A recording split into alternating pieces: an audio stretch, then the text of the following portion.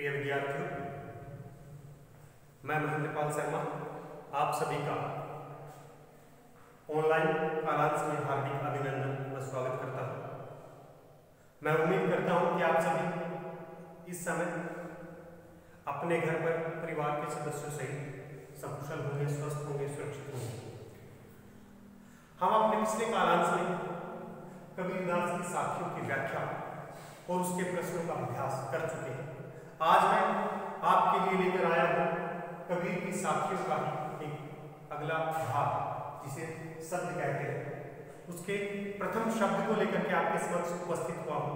इस कालांश में हम इस शब्द की व्याख्या के साथ साथ इससे संबंधित जितने भी प्रश्न हैं उन पर भी चर्चा करेंगे। तो आज का हमारा विषय प्रारंभ करते हैं, जिसका प्रथम शब्द है शब्द अर्थात पद। इसको पद भी कहा गया है। और अपने इस शब्द में कबीरदास जी ने संसार में प्रचलित सभी बाह्य आडंबरों अंधविश्वासों का खंडन किया। उन्होंने मनुष्य द्वारा ईश्वर की प्राप्ति के लिए किए जाने वाले जितने भी अंधविश्वास हैं, जितने भी आडंबर हैं, उन सभी का खंडन किया है। और खंडन करते हुए इस प्रकार से कहा है, उनके इस शब्द में ईश्वर ही मनुष्य से कहता है। निराकार ब्रह्म मनुष्य से क्या कहता है? इस प्रकार से कहता है कि मोको कहां ढूंढे बंदे, मैं तो तेरे पास में, ना मैं देवल ना मैं मस्जिद, ना काबे कैलाश में, ना तो कोने क्रिया कर्म में, ना ही योग वैराग में, खोजी हो तो तुरंत ही मिलो पल भर की तलाश में। कहे कबीर सुनो भी साधो सब श्वासों की श्वास में, सब श्वासों की श्वास में। तो देखिए इसकी व्याख्या देख लेते हैं कि यहाँ पर जो ईश्वर है अर्थात निराकार ब्रह्म है, भगवान है, वो मनुष्य से कहता है बंदे। बंदे शब्द जो है मनुष्य के लिए प्रयोग किया गया है, वो शब्द ईश्वर ने स्वयं के लिए प्रयोग किया है। तो बंदे ये मनुष्य मोको अर्थात ईश्वर को कबीरदास जी कहते हैं कि ईश्वर कहता है कि मोको अर्थात मुझे, हे मनुष्य आप मुझे कहाँ ढूंढे, कहाँ ढूंढ रहे हो, आप मुझे कहाँ ढूंढ रहे हो अर्थात खोज रहे हो। मैं तो तेरे पास हूँ, मैं कौन अर्थात ईश्वर हमेशा ही तेरे अर्थात मनुष्य के पास में समीप रहता हूँ। तो यहाँ पर जो ईश्वर है वो मनुष्य से कहता है कि हे मनुष्य आप मुझे कहाँ ढूंढ रहे हैं, कहाँ खोज रहे हैं, मैं तो हमेशा ही तेरे पास अर्थात समीप रहता हूँ। अब मनुष्य कहाँ कहाँ पूछता है ईश्वर को? ईश्वर की खोज में मंदिर जाता है, मस्जिद जाता है, तीर्थ यात्राएं करता है। तो उनके विषय में इस प्रकार से कहते हैं कि ना मैं देवल ना मैं मस्जिद, ना काले कैलाश में, कि हे मनुष्य ना तो मैं देवल अर्थात मंदिर में तुझे प्राप्त हूँ, देवल देवालय भी कहते हैं, मंदिर कहते हैं, कि ना मैं देवल अर्थात ना तो मैं देवल अर्थात देवालय मंदिर में हूँ, ना मैं मस्जिद और ना ही मस्जिद में, ना काले कैलाश में, और ना ही आप मुझे जो काबा है, जो मुसलमानों का पवित्र तीर्थ स्थल है जिसकी लोग यात्राएं करते हैं, और कैलाश जो हिंदुओं का पवित्र स्थल है जिसकी हिंदू लोग भी यात्रा करते हैं, तो वहां की यात्राओं में अर्थात कहने का भाव क्या है कि ना तो मैं मुसलमानों के पवित्र तीर्थ स्थल काबा में निवास करता हूँ, वहां आपको प्राप्त हो जाऊंगा, और ना ही हिंदुओं के पवित्र स्थल कैलाश पर आपको प्राप्त होऊंगा। ना तो कोई क्रिया कर्म में, ना ही योग वैराग में, अर्थात आप किसी प्रकार के क्रियाकर्म को कर करके जो बाहरी आडंबर है उनको करके मुझे प्राप्त नहीं कर सकते। उन क्रियाकर्मों से, उन पूजा पाठ से मेरी प्राप्ति नहीं होती। ना तो कोई क्रियाकर्म में, मैं किसी प्रकार के किसी भी क्रियाकर्म में, पूजा पाठ में इत्यादि कार्यों में नहीं हूँ, अर्थात उनके द्वारा मुझे प्राप्त नहीं किया जा सकता। ना ही योग वैराग में, ना मुझे योग साधना के द्वारा प्राप्त किया जा सकता है, और ना ही संन्यास के धारण करके संसार से विरक्त होकर के मुझे प्राप्त किया जा सकता है। अब उसको कैसे प्राप्त किया जा सकता है? कबीरदास जी कहते हैं खोजी हुए तो तुरंत ही मिलो पल भर की तलाश में। खोजी हुई, अगर कोई मनुष्य मुझे खोजता है, किस तरह से खोजता है? सच्चे मन से खोजता है, सच्ची भक्ति करके खोजता है। अगर मेरे को खोजता है, ढूंढता है, मेरी तलाश करता है, तो तुरंत ही मिलो उसी समय उसको मिल जाता हूँ। कैसे? पल भर की कालास में, अर्थात पल भर, क्षण भर में अगर वो मुझे सच्चे मन से याद करता है तो मैं क्षण भर में उसे प्राप्त हो जाता हूँ। कहे कबीर सुनो भी साधु, कबीरदास जी सभी साधुओं से कहते हैं, सभी भक्तों से कहते हैं कि सब श्वासों के श्वास में, सब अर्थात सब कौन है? ईश्वर जो है श्वासों की श्वास में है, व्यक्ति की सांसों में, प्राणियों की सांसों में, प्राणों में निवास करते हैं। अर्थात जो ईश्वर है वो मनुष्य के क्या है? प्राणों में, हृदय में निवास करता है। उसको बाहर ढूंढने की आवश्यकता नहीं है। ईश्वर कहता है कि मनुष्य को कि मुझे आप बाहर मत ढूंढिए, मुझे बाहर ढूंढने की आवश्यकता नहीं है, मैं तो आपके अंदर निवास करता हूँ। सब श्वासों के श्वास में घट घट में निवास करता हूँ। प्रस्तुत जो शब्द है उसमें कवि ने अंधविश्वास, बाह्य आडंबरों का विरोध किया है। साथ के साथ जो भाषा है वो सरल, सहज और भाव अनुकूल है। इसमें कई ऐसी जगह है जैसे ना तो मैं उन्हें क्रिया करूंगी और सब श्वासों की श्वास में इत्यादि ऐसे कुछ जो है शब्द में वाक्यांश आए हैं जिनसे संपूर्ण शब्द में अनुप्रास अलंकार झलकता है। दोहा छंद का प्रयोग किया गया है। तो मुझे उम्मीद है कि आपको इसकी व्याख्या अच्छी तरह से समझ में आई है।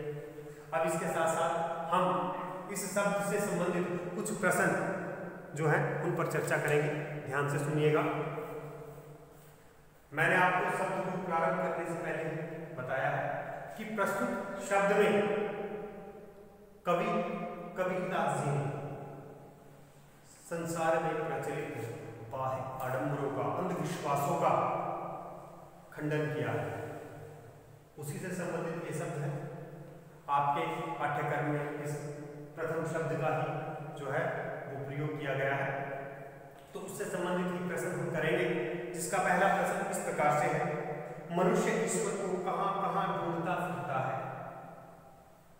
प्रश्न कि जो मनुष्य है, कबीरदास जी के अनुसार मनुष्य ईश्वर को कहां कहां ढूंढता फिरता है, खोजता है, कहां खोजता है ईश्वर की, अर्थात ईश्वर की प्राप्ति के लिए वो क्या क्या करता है।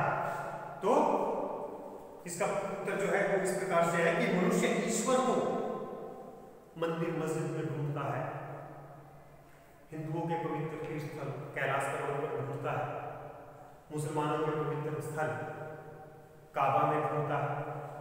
वो ईश्वर को प्राप्त करने के लिए अनेक प्रकार के क्रियाक्रम अर्थात पूजा पाठ करता है, योग करता है, संन्यास को धारण करता है।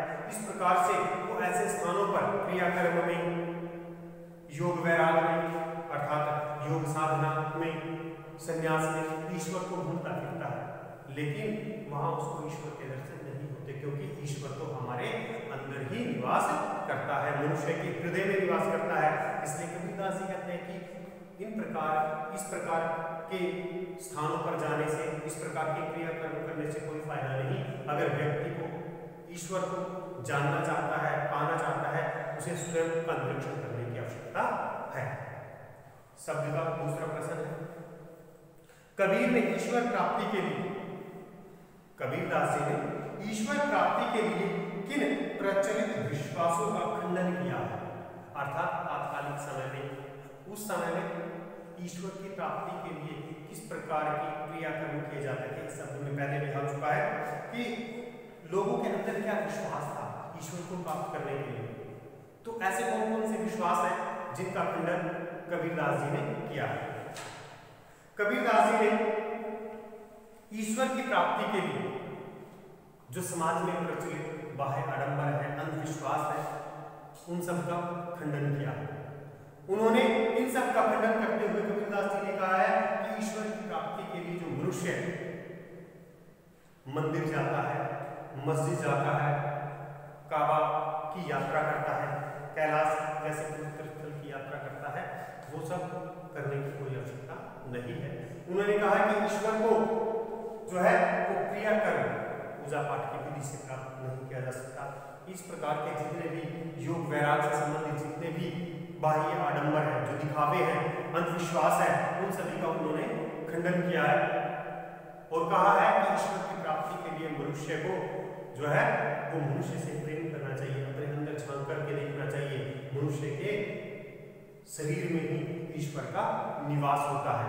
इसका उदाहरण देते हुए उन्होंने कहा कि सब श्वासों के श्वास में अर्थात क्या है कि ईश्वर घट घट में निवास करता है, व्याप्त है, समाये हुए हैं और वो व्यक्ति के हृदय में निवास करते हैं, उसके सांसों में निवास करते हैं।